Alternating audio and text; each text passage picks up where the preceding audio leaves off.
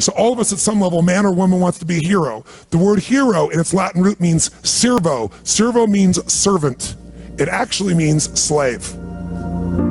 The hero, why they're the hero, is become the ultimate servant to something larger than themselves, people and so forth. The person who thinks they're going to lead by demand or by position can only lead for a short period of time. But the person whose idea of serving is, my belief is, if you can find a way to take any group of people and help them to experience their needs at a richer, deeper level than anyone else, then together you guys can get anything done. Anything. Now, it may not work the first time, but together you can get to that point. Because needs are ultimately what we're after. We're not after the vehicle we think we're after. You want $1 billion, then you get it. I got plenty of clients, and I will tell you, it is not the end game. And so then they go after their second billion. Or you think it's getting married, and then you get it, and you find out it's not the end game. There's certain needs that have to be there, and the ultimate needs are growing and giving. Because you only can feel so good filled up by yourself. So my core belief is, I gotta serve. If I serve, I can lead. Because I believe motive does matter. If my motive is just to get you to do something for me, there's a certain amount of power that I can get to do that if I strategize, if I think, if I feel, and also if it serves a greater good, even if I don't intend it. If the bumblebee goes to try to get the nectar it wants, its selfish goal, I believe there's a higher power that guides it all. And when that bumblebee goes, it doesn't intend to give anything but pollen sticks to its legs. As it goes about trying to get what it wants, that's how flowers are created. I really believe that everything has a web of connection. If your intent is to serve yourself, you're still going to serve something more than yourself, and you're going to get a certain amount of insight. If your intent and your motive is to serve something, yourself, but also something more, just your kids, then I believe you get a different level of insight. And because you're serving more of what serves life. It's not just me, it's me and my family. If you're trying to serve a community, I believe you get a different level of insight. If you're trying to serve humanity, you get a different level of insight. I get emotional thinking about it because this is why I do what I do. So when someone stands up, it's not about business, it's not about anything, but about serving them. So I will use abrasive or creative language. I'll use whatever it takes, humor, stupidity, I'll make fun of myself, I'll challenge, I'll do anything to serve. That's why I'm here. I don't need to do more, but I love to see someone free and alive and lit up. So when that's your motive, no matter how people perceive you on the outside, if they're around you long enough, you can't hide what your real motive is. And they'll see it and they'll feel it. Motive does matter. If it's to serve something high, it'll be there. That doesn't mean you don't get served too. And in business, you gotta be served. Or I used to do business and I lose money in the business and everybody else was happy. And it was wonderful, except I had no business. So it's, killing the goose that lays the golden eggs. So I've learned to put that balance in, but that gives me power. That's why time disappears from me, because I'm not about getting some action done. I'm about the outcome. There are certain patterns that cause people to be fulfilled, to be happy, to fit, to be strong, to feel alive, to be vibrant, to have passion in their life, to do well financially, but even more importantly, emotionally, psychologically, spiritually, in their health and their relationships. And there are also patterns that make people frustrated, overwhelmed, depressed, sad, lonely, cause them to be struggling financially, struggling with their bodies, struggling intimately. And those patterns, they're not because there's something wrong with somebody, it's because of a pattern that we're doing. Now, what's the fastest way to create a change? In basically developing the one thing that all people have in common who succeed, they're leaders. Because I don't care what style you are, I don't care if you're a mom, if you're a great mom, you lead your child, you're not led by your child. Or a great dad. If you're a great business person, you're a great salesperson, you're a great negotiator, you're a great anything, you're a great human being. This has been my entire life's obsession. What makes the difference in people's lives? And that leadership component, as I say, doesn't always mean somebody follows you. A leader is somebody who lives life on their terms. That you will never settle for less than you can be or share or give or create. It's not what we get that makes us happy, it's who we become.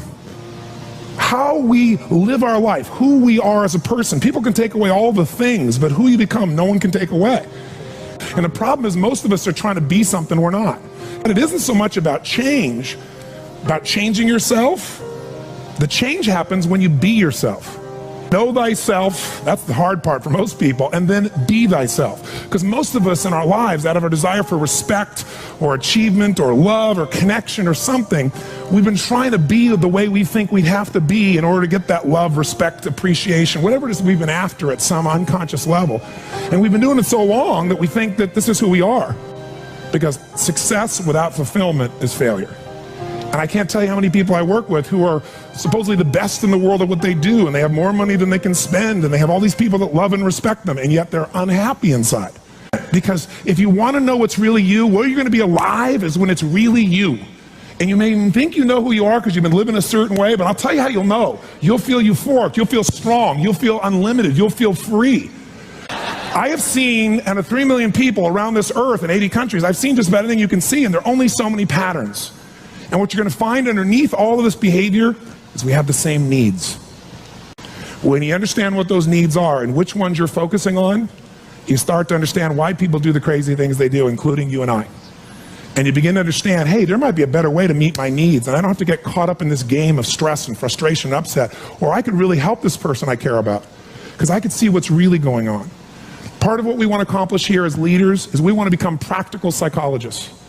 We want to understand what's really going on so we can help, so we can make a difference, so we can transform. So yes, of course you can do better in your business, because the more you understand about what people need and want, the greater you're going to be. The better manager, better leader, the better mom or dad, the better friend. And there's a better you that's available when you understand what's driving you. But most of us are running patterns over and over again. And we want to free that up. To free it up, we got to break the pattern. We got to do things that are different. So we're going to do something different. I'm not here because I believe in positive thinking. If you think that's what I believe, you don't know much about me. I'm not one of those people that believes you're supposed to go to your garden and chant, there's no weeds, there's no weeds, there's no weeds, there's no weeds. There's weeds right there. All right, that's what I believe. Here's what I believe. I believe that if you really want to be effective, you got to tell the truth. What I want you to get is that the single most important skill in life, it's the word that all leaders have. What would that word be? Influence. What changes companies is leaders. The only way you change a company is leadership. If I want to change a company that I own and I want to make a shift in that company, the number one thing I'm going to do is shifting leadership. That might be taking leaders to a different level. That might bring new leaders in. That might be new leaders of new voices with new perspectives, with new skill sets, new directions, but we need to take things to another level. Leaders solve problems and leaders maximize resources. If you're going to solve problems, you can't do it yourself or it would have already been solved. You have to get others to help you to do it. That requires influence. True? If you're going to get people to maximize resources, that requires influence. If you're going to get people to partner with you, provide you resources, capital, suppliers, anything, that requires influence.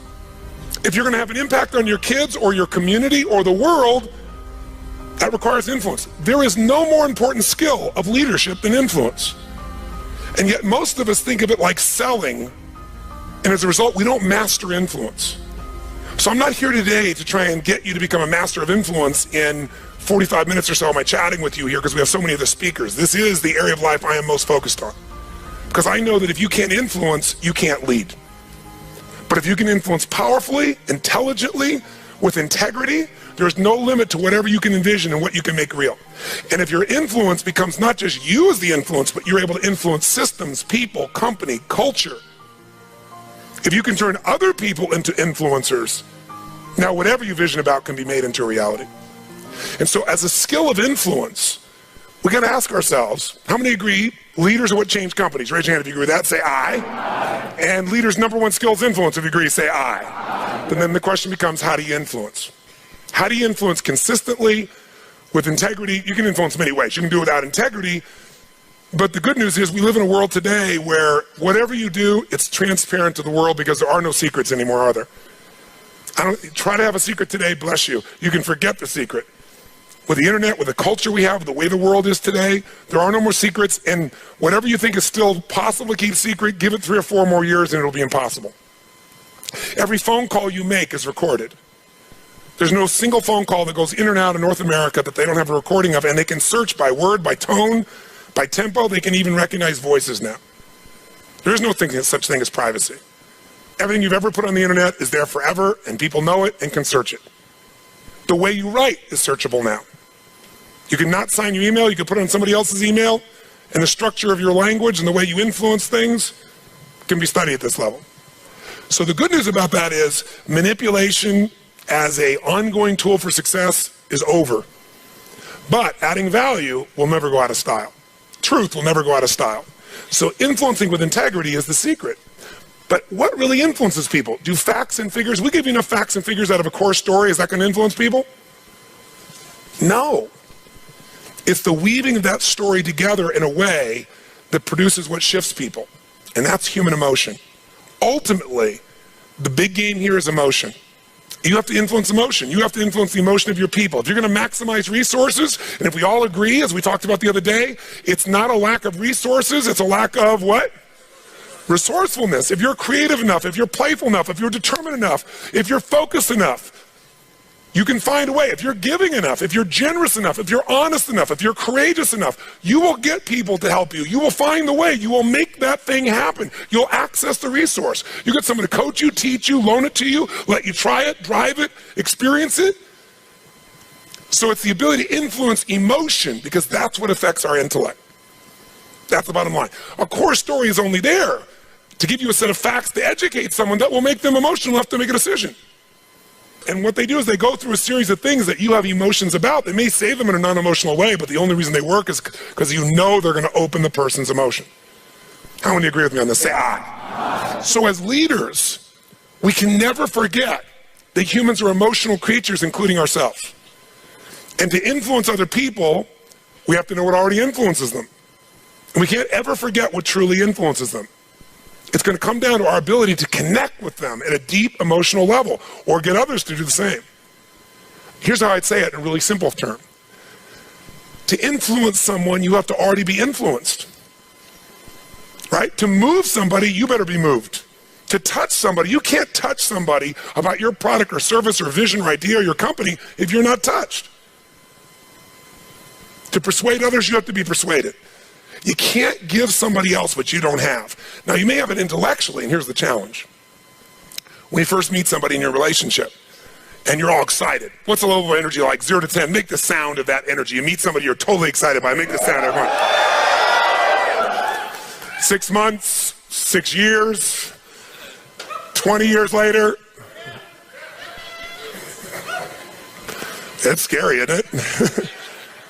And it's not time, because there are people I've been with them, been together 65 years, and they're still out of their mind for each other. They make the same amount of noise you did in the beginning here. What changes is, very often, when you're around something enough, I don't care what it is, there's a law called the law of familiarity.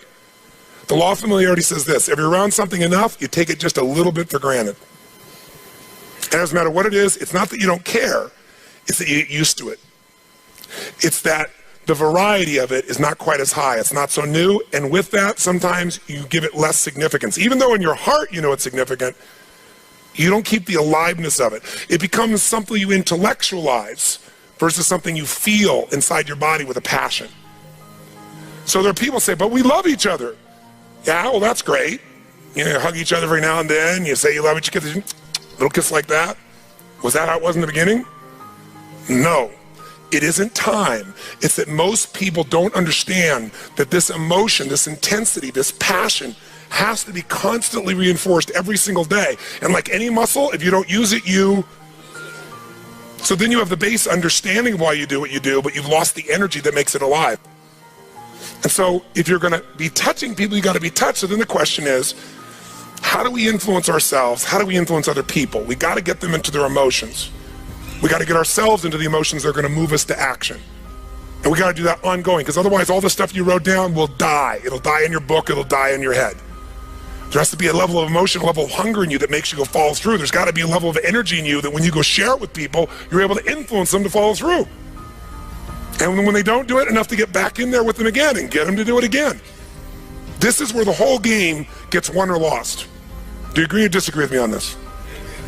So what we got to look at is, first of all, us. How many of you have days when you wake up and you feel like, I don't want to talk to people today? How many got days like this in your life? Say aye. But again, as I said the other day, if you're the leader, you don't have that choice. If you're the leader, you have to get in a good state. If you're the leader, you have to get yourself in that place.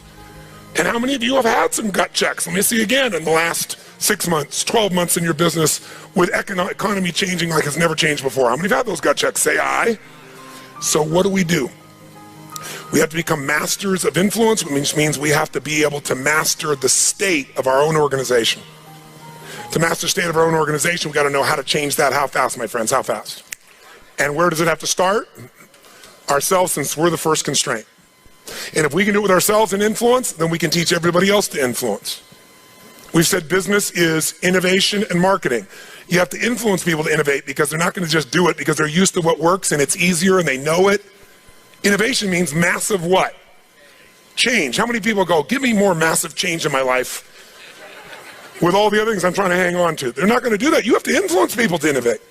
And marketing is influence. So, what influences us is our states. How do we change our states? Let's start with you and I and with anybody we're going to work with. You've worked with me before, you know the first answer. If you're going to change somebody's state, the fastest way to do it is physical. Trying to change somebody's mind is really hard. Change their body, their mind will go. If you doubt it, give somebody enough alcohol and just see how quickly you can change them. True? Give them enough alcohol, I don't care who they are, they're going to change. What are you changing? Biochemistry, physiology. Physical body and the emotion, the mind will shift. That's why people take drugs. That's why people eat. When they go eat, it's a biochemical change in their body. So, but we can do this through movement. We can do this through change. So if you want to be the leader and you're going to be affected, first thing I'd say to all of you going home, so you don't feel overwhelmed, is you need to develop an ongoing discipline because we are our rituals. And I mean a physical one. If you want to say, well, why is my life the way it is today? Look at your rituals. Whether you call them rituals or not, you have them. Most of you get up and you have a set of rituals. You go straight to email, or you go straight and work out, or you go have your breakfast, or you hit the snooze alarm at least 3 times. It's your ritual. Who knows what I'm talking about here? And if you want to know what somebody's like, you can see their rituals. You can look at anybody's body in this room, if you had them take their clothes off, and you know some of their rituals or lack thereof. Is it true? If every day you get up and your ritual is you go to Starbucks and order a smoke boca, whatever those things are that you have, right? And a big muffin and whatever it is, right? And that's what you do every day. It's not hard to figure out what you're going to be like by 10:30 in the morning. You're going to be looking for your next coffee, your next whatever, because we want to stimulate your adrenal glands like crazy, and they're going to drop predictably. And we know what your stress level is going to be like. We know when your energy is going to go and fade. It's predictable because of your rituals. If you eat a certain way, you can predict that person's going to be fat and tired. You eat a different way, you know. If a person eats and they exercise a certain way, you know what their body's going to be like. Who here works out 5 days a week, never misses? It's just your life. Let me see your hands. Look at the number of people here. That's fantastic. Give everybody a hand. That's really fantastic. Who here honestly never works out consistently? Right? Don't clap. Now here's what's interesting. I'm not saying one is right as one is wrong, but will those 2 different rituals create a different body, yes or no? Yes. If we wanted to really make it clear, we'd say everybody works out 5 days a week, stand up, we can look at them, sit down, everybody doesn't work out, stand up, look at them. It'll be pretty obvious. Now, some people's metabolism is different, they get by with different things, but you get the picture, don't you? Your relationships today are the results of your rituals. If the first thing you do every day when you come home is, hi honey, and then you go and give them a little peck on the cheek, and then you sit down and start typing your emails, or you flip on the news, it's not hard to know what your relationship's going to be like. You guys might love each other, but it's going to be one boring, dead relationship. It's like having a brother or a sister. But if your new ritual was, and you just, in the beginning, you made it a ritual. You just made it for fun. You say, every day when I come home, the minute I'm going to do is I'm going to yell my husband or wife's name, or sometimes my wife's a little crazy, so I go, Lucy! I'm home, and then we both go running. Wherever she is in the house, wherever in the house, we go running full speed like lovers that haven't seen each other in 6 months. We do it, ask my assistant, all the time.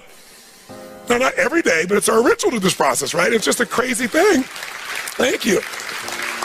Thank you. I appreciate the hand, but that's not why I'm telling you to do this. I'm telling you this because I want you to create yours. Because when you do that and you're playful and crazy, and you do that on a regular basis, like you can't wait to see each other. And the biggest ritual that we have besides physical, and by the way, let me just say to you this, when you go home, If you want to transform your business, transform you by creating first, if you don't already have one, a set of physical rituals that you're not going to miss. I don't care if it's 3 days a week, 4 days a week, something that's going to make you physically strong, because in a place where there's going to be a lot of fear, the way you deal with crisis is number one thing you should do is feed your mind. And you're doing that. Get yourself new answers, immerse yourself in new environments, get new voices, have new perspectives, ask some new questions. Isn't that what we've been doing here? Right? And we're doing it together and bringing all these people together. I basically, to create innovation in your life and marketing, I've assembled here 19 people. You assembled 5 days of your life, and we're just rocking day and night. It's the total immersion of what I taught you in innovation. It's really what it is, but it's got to continue. For it to continue, though, we've also been managing your state to a great extent. Right? Most of you don't go home and 4 or 5 days a day start clapping like crazy and screaming and shaking. You don't do that usually. Right? And so some of you are going to go like, wow, it doesn't feel the same as at the seminar and stuff. You know, I'm back here by myself and my people aren't doing this. But some of you will go home and initiate this. You're going to have your Physiology 5, your 5 minutes of physiology shift, once an hour, once every 90 minutes, or no more than once every 2 hours. You're going to start your morning with everybody, and you're going to bring in and get some little audio clip of something from a movie or something that blasts across, the room, and have everybody stand at attention. You're going to do some crazy stuff if you're smart. Go over Zappos and see what they do. They got the most crazy stuff going on there. All the stuff that I do in seminars, they do every day at their location with their people, and people can't wait to get to work.